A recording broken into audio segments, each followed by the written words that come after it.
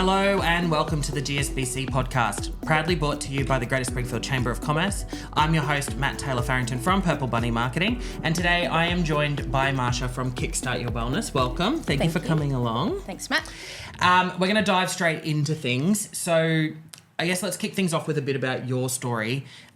What inspired you to start Kickstart Your Wellness and focus on helping people take control of their wellbeing? Big loaded question. Well, let's see. Once upon a time in the land of corporate marketing, there was this very stressed out little girl. Maybe not so little, but yes, I am little. And I was your probably not unique story in any way, really, because I was that typical classic burnout example. Yeah. Right? So, and highly functioning. So on the outside, I looked like I was super successful, had everything down pat, and at the back end, everything was falling apart, right? So my health, putting on weight, digestive issues, high blood pressure, my relationship, my career, everything was starting to kind of crumble. So at that point, I actually went to the doctors and was diagnosed as a workaholic. Apparently it's a thing. And the best advice that they gave me was, you need to reduce your stress. Yes. And I was like, great. How do I do that? And they said, try go and meditate and calm your mind, quiet your mind. And I'm like, what does that mean? Seriously, you're telling somebody who's a workaholic, who's, always switched on, monkey mind, the mind's always going, and you're telling them to actually go and sit quietly with their thoughts for like an hour. Yeah. I can tell you that was absolute torture at the time. I can imagine. I can do short meditations. I like active stuff. Yes. But, if somebody had given me practical advice, honestly, the only practical advice I was given was to quit my job, which I did. And that was the start of my journey, of my wellness journey.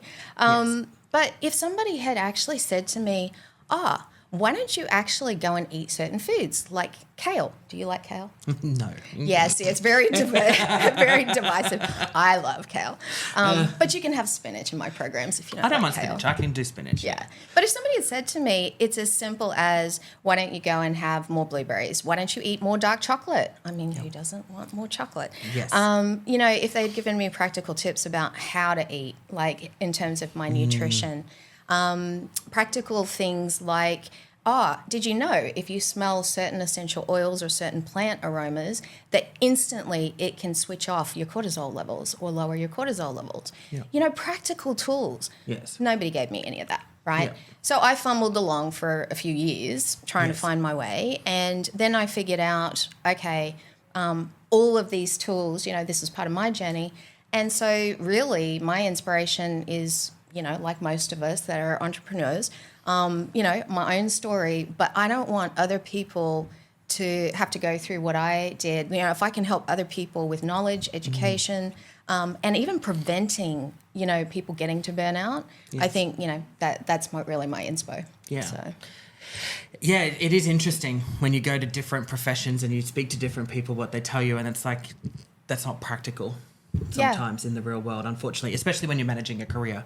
And absolutely. Things like that. So, yeah. All right. So obviously wellness means something different to everyone. Mm-hmm. What does wellness mean to you personally, and how has it shaped your approach that you take with your clients? Yeah, this is quite a big, wellness is a big word, right? Yes. And it is different for everybody. I think for me, really, I talk a lot about balance. So for me, wellness is really about balance and longevity. So when we look at, what wellness actually really means, as human beings, as a race, we should actually be growing old gracefully, getting to the ripe old age of 85 or 90. We should still be able to seriously ride a push bike, pick up the grandkids, go out for, a walk, if not a jog.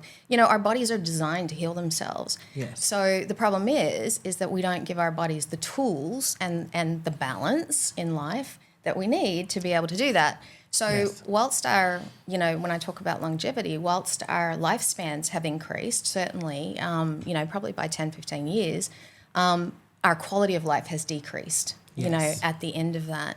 So for me, wellness really is about finding the tools, the practical ways that we can actually hit 85 and I still want to be, walking, running, riding a pushy, doing something physical, just capable, not stuck bedridden. Yes. That's my goal.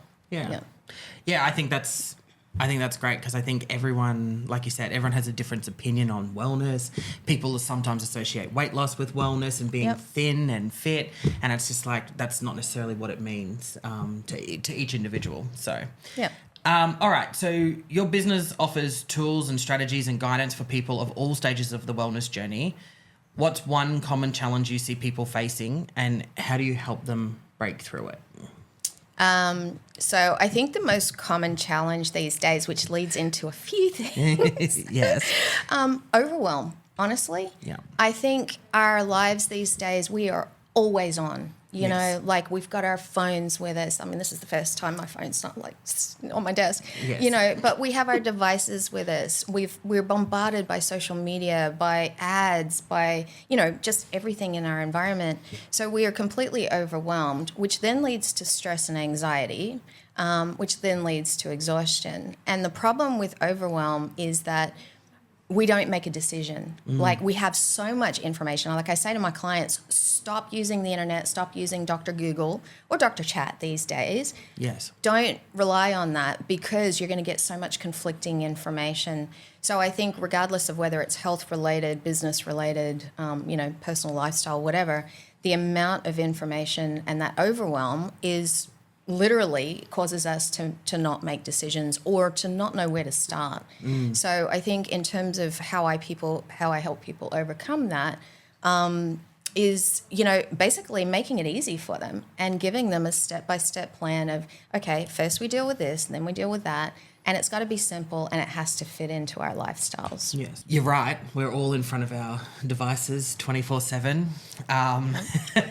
Crazy. Like it's nuts. And we are recording this episode on Black Friday, and I was literally just saying to Nick this morning, my phone has just been going off all morning, all the Black Friday sales, and I'm just like, I'm trying to deal with things in between, and my phone keeps going off, and it's just a distraction. It is, and like in reality, I always recommend to people turn your notifications off, but sometimes that's not practical. Yes, like if you're running a business where you need to be available for your clients, you still have to have your notifications on. So it is a balance, obviously. So. All right, so on your website you talk about creating sustainable wellness habits rather than quick fixes. Why is that such an important message in today's busy world? Oh, I love this. So let's just think about this, right? So quick fix, right? Does that really sound like that's long term? No. Now, if you haven't guessed, I'm American, so I was working in the medical industry in the States as a marketer, in fact, and realized that really because we're always on these days and everything is just sped up. Everybody's just like, oh, give me a quick fix, give me a pill, right? Give me an operation. They don't really want to do the hard work. Now, the problem with a quick fix is that it ignores human behavior and human biology. So generally a quick fix is going to be restrictive or it's going to be something that's chemical based, which is going to lead to a snowball of other impacts. Yes. And the thing is the more that we actually restrict ourselves or deprive ourselves, the more we're going to rebel. So human nature is don't tell us what to do. Correct. And if you keep saying, I can't do that, then guess what? I'm going to do it. That's really what I want to do. So when it comes to sustainability, the reason why I choose that road, yes, it takes a bit longer. So if somebody wants to lose weight, if they want to resolve, autoimmune issues or digestive issues, whatever the case may be, that is going to take a little bit longer. Yes. However, you are actually going to resolve those things for life as long as it becomes lifestyle habits as opposed to just that quick fix. And I can tell you the amount of clients that I've had come to me that really, desperate to lose weight, tried every diet out there, every way of eating. And the thing is it's yo-yo. You try something, but you can't stick to it. because your body and your little critters in your gut, by the way, will tell you that they don't like not having balance. So if you're actually depriving them, your body will physically make you actually fall off the wagon. Yes. So quick fixes just literally don't work. Now, I'm not saying that if you really want to fit into that little black dress, in 3 weeks' time, I'm not saying that you can't do a restrictive diet and actually drop the weight off, but it's not sustainable long term. Yes, agreed. All right. You've built a strong online presence. How do you keep people motivated, engaged, and connected through your digital content? Well, I do a mix of digital and in-person, actually. Yep. So, like with my digital content, it's really about education. My whole attitude is about empowerment and making things fun and easy. So I'm one of those people that questions everything. My personality type is actually a questioner.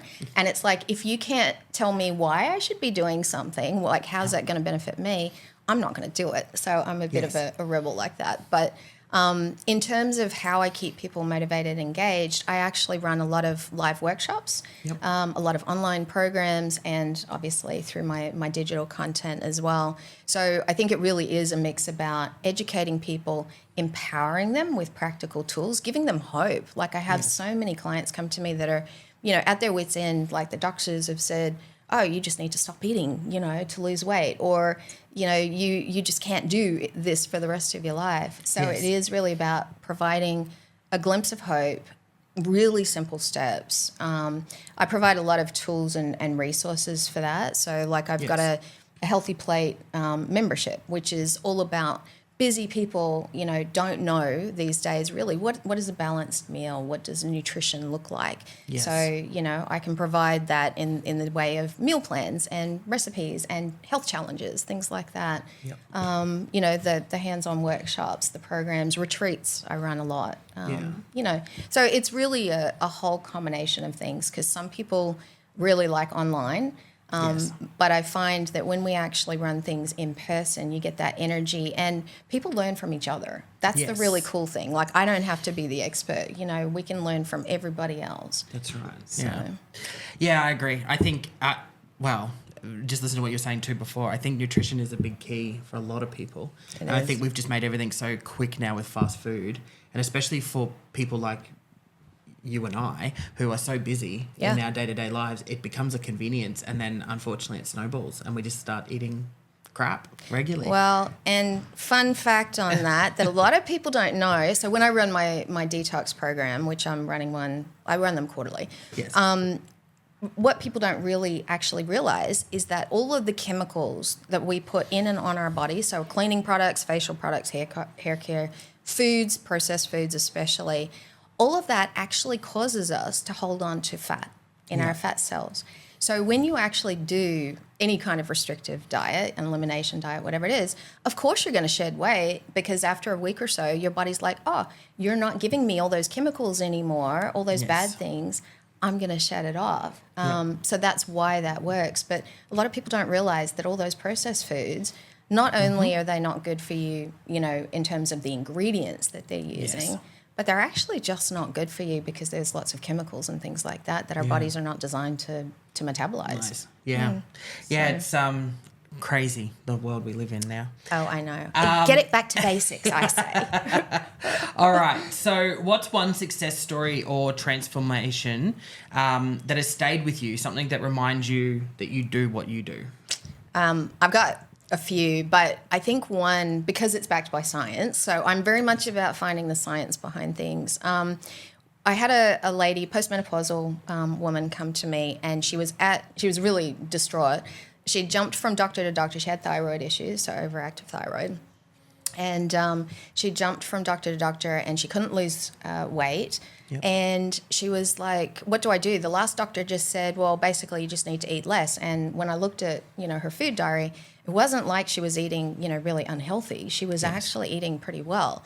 And it frustrated me, because it's like, doctors in general are not necessarily trained in women's health or menopause, but that's very, it's not a helpful answer, right? No. So we actually started, we did tweak her diet a little bit. She did my detox program so that we could start kind of from a clean slate. We started implementing some essential oils, which are really helpful for thyroid and hormone imbalances. Yes. And then we actually implemented a few supplements as well, just to make sure that nutritionally she was getting what she needed. Yep. Helped reduce her stress. So stress was a big part of that as well. Now, when you're stressed, you do actually hold on to your fat as well, because your body doesn't feel safe and it thinks it's going to need energy later to be running from that, tiger or woolly mammoth, which of course we don't have to do anymore. Correct. We'd probably be healthier if we did, unless they caught us, of course. Yes. But anyway, yeah, so fast forward 3 months later, so she had to get her blood work done for her thyroid every 3 months. 3 months later after that, she actually, her numbers had changed significantly, like for the better. Her doctor actually said, oh my God, what are you doing? Keep doing it. A year later, she's actually dropped off her high blood pressure meds completely. She's reduced her thyroid meds by, I think, down to a quarter of what they were. She'll never be able to completely get off those because of what she's got. But that's just the amazing power of plants, really, you know, and just really focusing, being intentional about what we're doing with our lives. Yes. So, yeah, I just think that's really powerful. Yeah. So. Agreed. I think that's a great story.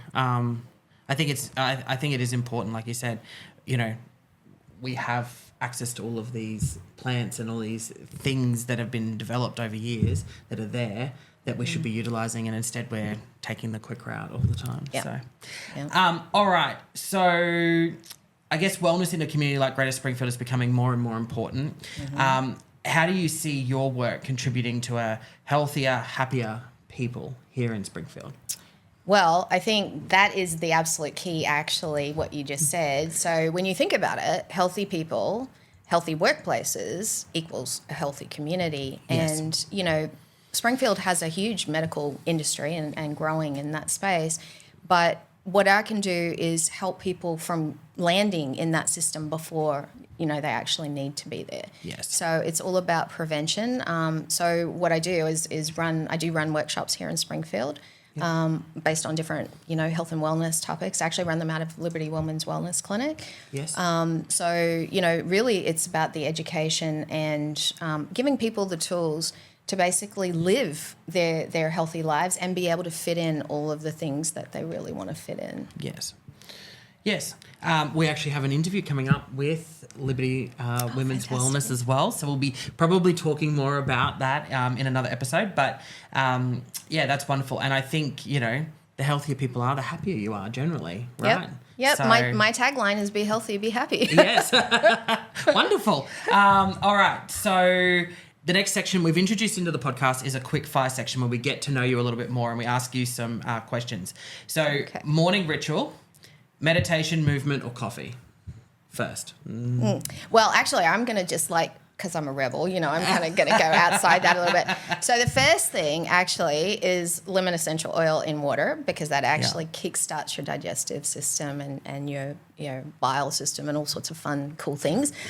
Then definitely movement. So for me, now back in the day, back in that corporate land, it was absolutely lots of coffee. But now, no, it's movement, then coffee. But my coffee these days is decaf, because we're all, and I know people will go like, oh my God, that's not real coffee. Well, there are some good ones. There are some really bad ones. I agree.